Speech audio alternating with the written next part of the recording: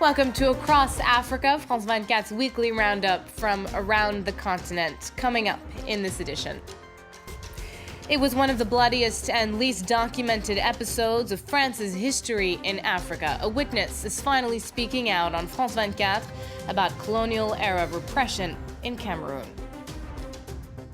1 in 3 women around the world has been sexually assaulted in her lifetime, according to the World Health Organization. In Kenya, a new app is making it easier for victims to speak out and report abuse. And attracting visitors in hopes of saving a species from extinction. Authorities in the Democratic Republic of Congo are luring tourists with a glimpse of the rare eastern lowland gorilla. In Cameroon, an account that sheds new light on one of the least documented conflicts of France's former colonial empire. In the 1950s and 60s, tens of thousands of people were killed as French and government forces fought rebels. Now, decades later, a key witness has given his first televised interview, and that's to France 24. We meet Max Bardet in a remote village in southwest France. This former French soldier was sent to Cameroon between 1962 and 1964 in the Bamileke region. He was a helicopter pilot and witnessed several massacres committed by the Cameroonian army. It was strongly supported and funded by France. The army targeted members of the UPC, a party that opposed President Amadou Ahidjo. The UPC believed that after independence in 1960, Ahidjo was simply France's hand-picked puppet. For the first time on television, Max Bardet describes the atrocities he saw. They had to finish the men off, but not the women. They just let them die like that. They shot the women with Kalashnikovs and also cut off their breasts and disemboweled them. During these massacres, Max Bardet was accompanied by a French officer. The officer who was with me did not want anyone to be able to say that France was involved in this whole thing, because there were still French soldiers there at the time.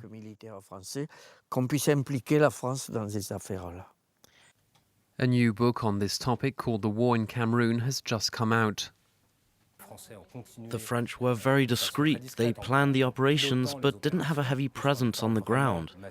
They repressed the UPC movement, but also all the civilians suspected of supporting the UPC. So it was a discreet, secretive repression. In France, no one knew about these military operations. Discreet, but extremely violent.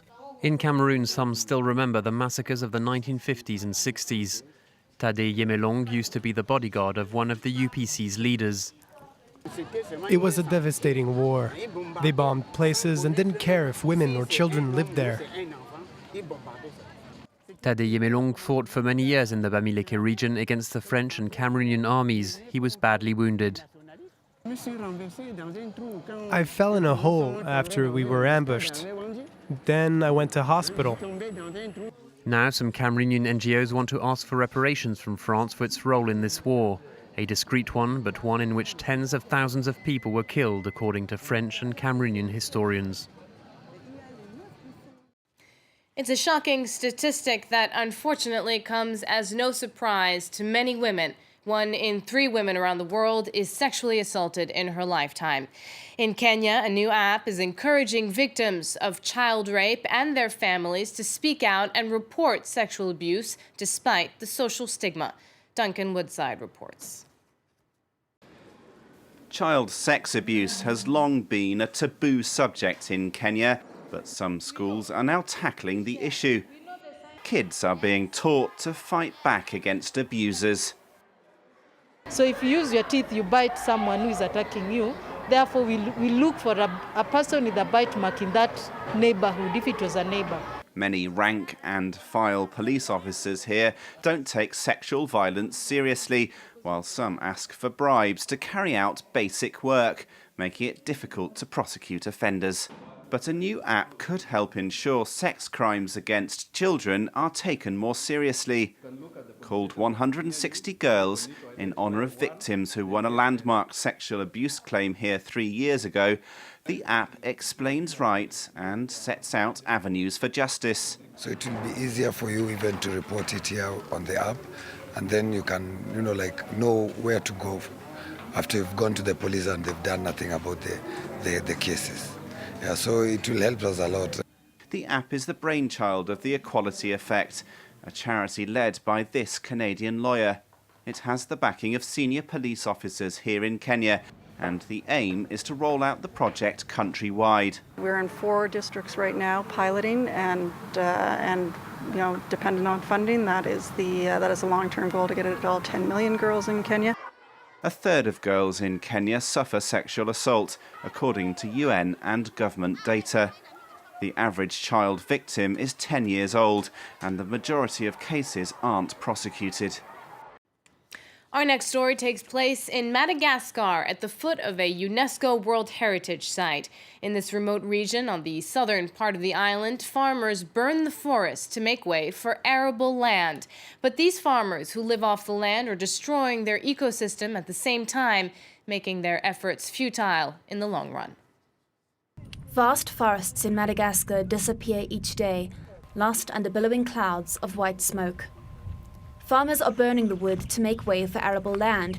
It's a centuries-old practice known as tavi, and it's driven by widespread poverty on this island off the southeast coast of Africa. I don't own any land in the valley, so I'm forced to clear the forest to farm. I don't have a choice. If I don't do it, I wouldn't be able to survive. But tavi has dire environmental consequences. Jean-Réal's rice paddy has dried up, and he fears he may not be able to grow a single grain this season. Because of the deforestation, the stream has gone dry. In the 80s at this time, we still had water up to our hips. If it doesn't rain in September, we'll lose this rice, and there'll be famine. Government funds are limited in this region, with a budget of just 3 cents per person. So NGOs, supported by the French Development Agency, have mobilized to help. Without the forest, the soil loses its fertility. In a cleared forest, the land is fertile for 3 years, then stops regenerating. The water basin disappears.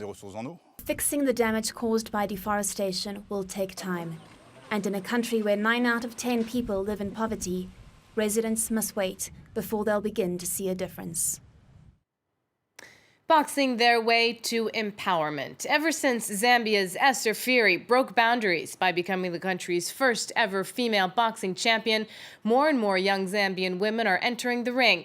They hope to emulate her 7 world titles and inspiring personal journey. Caroline Dumais and Stefan Karstens bring you this report.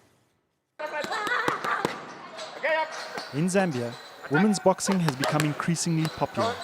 The Olympic Youth Development Center of Lusaka is hoping to make medalists out of these young athletes. Juliana, now 18 years old, qualified for the Zambian squad. But her dream is much bigger. Maybe one day I can turn professional to be like Esther Phiri, the champion. She's a model for me. That's why I'm always focusing that why can't I do it? They are doing it. As a 7-time world champion, Esther Phiri is the country's most famous athlete. From a fruit seller to a boxing star, she's proud to be a role model for young girls. I've managed to change someone's life through boxing. First thing I would like to say, everything you want to do things, it's about discipline, be focused, don't listen what people they are saying, as long as you know the end of the day what you want. Esther is a natural-born fighter, and her career is not over. Her management team is discussing her next fight, and for her long-time sponsor, any match is a winner. After big events, young girls always come and sign up. There are 12 boxing clubs in Lusaka. The oldest, the legendary Exodus Boxing Academy, is always full. This is where Esther's former trainer, Anthony Mwamba, started it all. And the road was not easy. In our constitution, they were not allowing female boxers to participate, to fight. Until we took it even to the parliament, and they allowed for the female boxers to participate. Attitudes towards women's boxing have shifted. Juliana's mother respects her daughter's choice, even if she still does not want to watch. She used to be scared. She said that, what if someone punches you a hard punch and I'm there? No, I can't. I just bring photos for her. She sees the photos. She's always happy. As more women enter the ring, boxing becomes more than just a sport, but a potential means of upliftment. Tourism officials in the Democratic Republic of Congo are hoping to attract visitors, and there's one part of the country's wildlife they're betting on most of all: gorillas. Our correspondent Thomas Nicolan spent a week in Kahuzi-Biega National Park, home to a rare primate subspecies, the eastern lowland gorilla, which has just been classified as critically endangered. You can't get any closer to Grau's gorillas in the wild than at the Kahuzi-Biega National Park. At the heart of this mountainous jungle, trackers follow 12 gorilla families every day, guarding over them. I see myself as one of them when I'm in the forest like today. It's a population that I like very much. When you observe them closely, you see that they have the same attitudes as us human beings. We must be conscious of the luck that we have and have a strong professional awareness to protect them. More than 200 rangers crisscross the park every day to protect the gorillas and secure the area. It's a risky task, but it is vital to both gorillas and humans. We're in a post-conflict area. There are still many armed groups here and there, but the Congolese government made efforts to stabilize the area. Tourists are very well looked after when they come. They spend a lot of time in the forest without being at risk. Tourists come from DR Congo and abroad to observe this rare and endangered subspecies. They return home delighted, and they all recommend this unique adventure. I live in DR Congo. The country's reputation is not very good, but really people don't know the marvels that one can find here. With more financing, the park could increase conservation measures and try to save Grau's gorillas from extinction. Protecting our remote relative could be a step in bettering the region's economic development, helping to spearhead the recovery of a nation hit by waves of violence over the last few decades. And that's it for this edition of Across Africa. Do stay tuned. There's more news coming up on France 24.